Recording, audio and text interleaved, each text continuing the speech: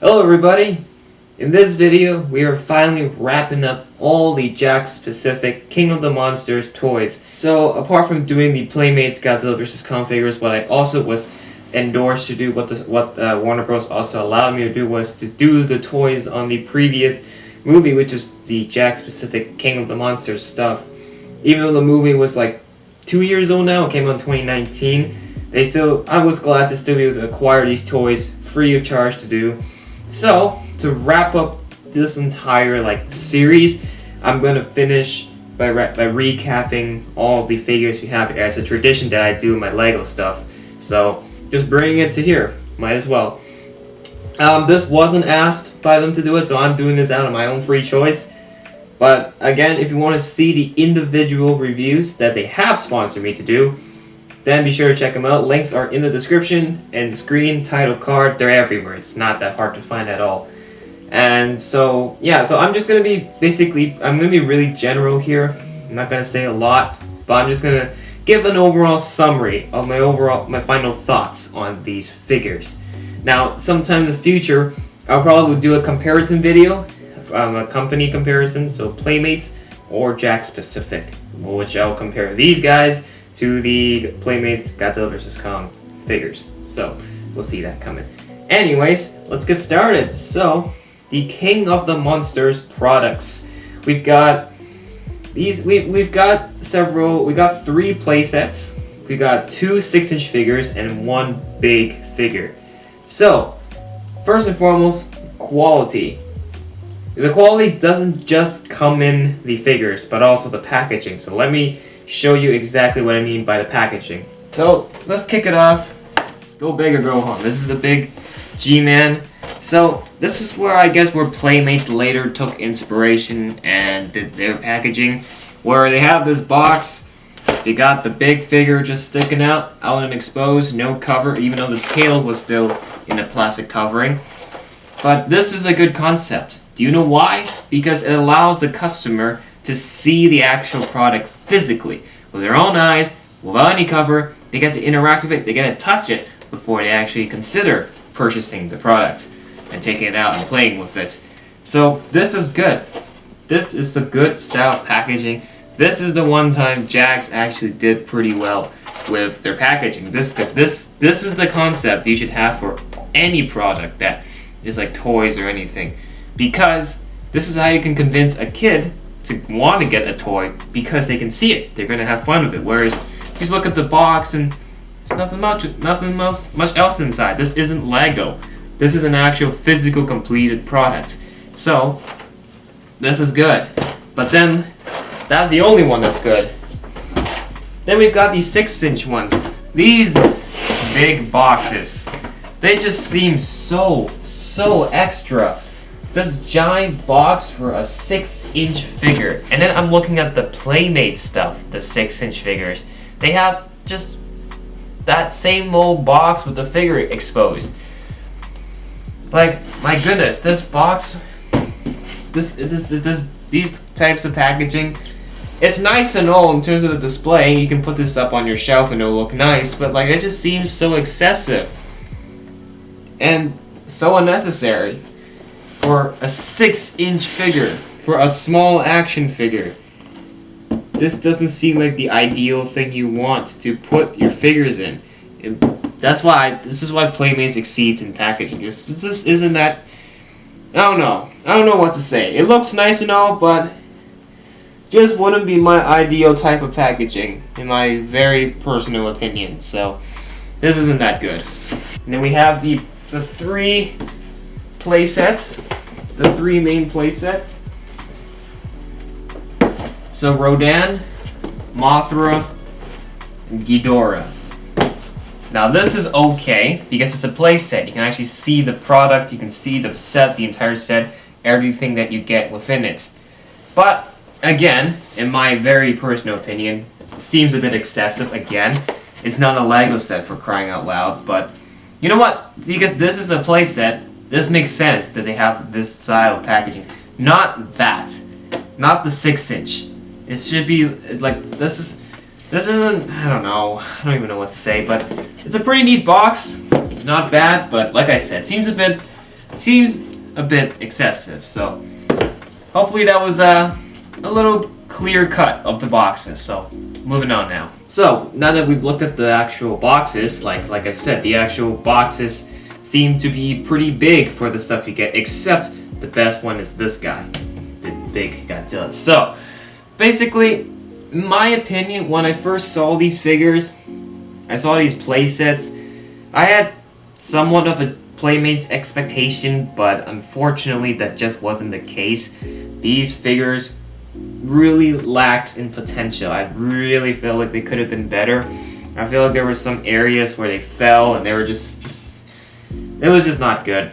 My least favorite, I'm gonna say right now, my least favorite toy product from them all, the entire thing, is the Ghidorah and Godzilla playset. That was my least favorite.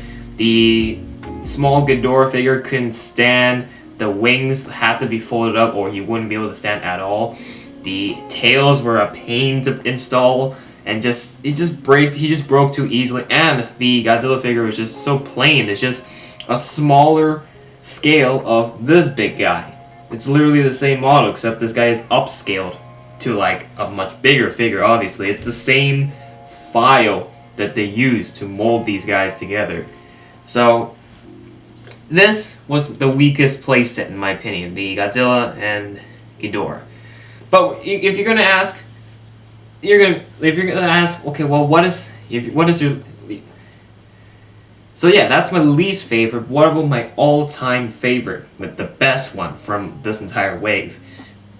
Obviously, I can't go wrong with the Big G-Man. Of course, the Big G-Man, the 13-inch giant Godzilla here. Absolutely love it. This was the only Jakks-specific toy that I actually really liked. This is a really good figure, even though it's plain, even though some people don't like it for its plainness. I like it for its plainness. I think, like, if you put this alongside the Playmates giant Godzillas, like, it adds a lot of variety. You know, sometimes just having a plain Godzilla that doesn't have the atomic charging up, atomic glow, or a burning Godzilla or anything, that, like, it's good. Just have a plain, regular Godzilla. And I think pitching this guy against the 11-inch Kong is perfect, because it's actually more in scale. I mean, this guy is supposed to be slightly bigger than Kong, so this is perfect. So, yeah. Strongest figure in my opinion. Absolutely love this G-Man. Of course, I'm being biased because he's the biggest. Yeah, of course he's the biggest. He's the most expensive, obviously. Well, I'm being brutally honest. In terms of quality, this guy really has it. And I am very happy with the Big G-Man. So, fine. Maybe I am being a little biased. So let's break it down then. What about just, how about let's just do specifically the playsets. Specifically these playsets. Like I said already, my favorite was not the Ghidorah and Godzilla. That's a big no-no. Absolutely hated it. But what is the best playset then? Well, it has to be the Godzilla and Rodan set. This one was pretty good. The Godzilla here is like a atomic glow Godzilla, which is pretty good. I enjoyed that. I like the atomic glow. The Rodan figure was but it was okay. It was tolerable, and I actually enjoyed it. So, to rank it, Rodan, Mothra, and Ghidorah for the 3 playsets. If you're asking what is the playsets, what is my favorite playsets? So, generally, I think these playsets, for the sake of $10 US, seem to be a little over the top given the quality of these figures.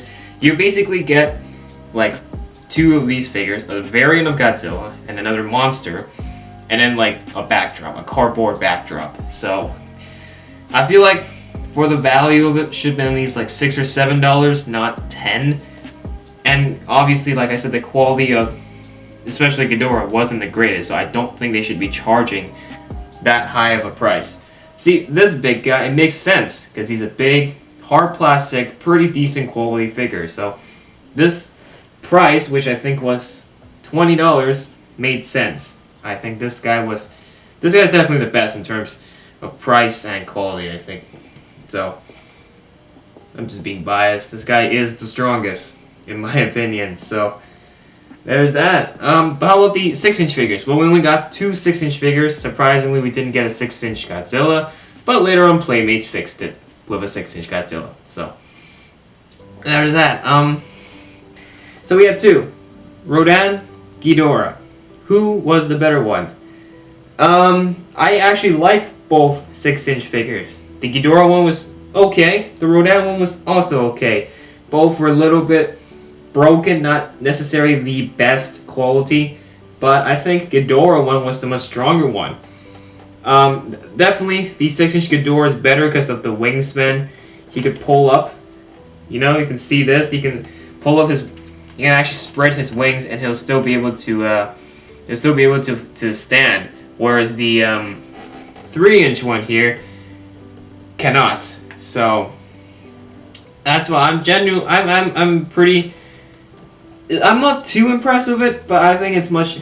It exceeds much better than the other Ghidorah that we got. And obviously, this is not the SH Monster Arts Ghidorah, which is like $700. This is like a $15 6-inch figure. So you can't expect a ton of quality from it. And of course, Rodan, pretty good. I really dig the design of this Rodan. Even though this guy is pretty much a smaller scale, this is still pretty good. So the Rodan is pretty nice. So generally, this entire wave of figures, Jakks really kind of lacked. I really think they could do better. The potential seriously fell. Honestly, the biggest thing I've taken away is just that Playmates have exceeded in quality and price, whereas Jakks is just kind of ripping you off with some decently quality stuff.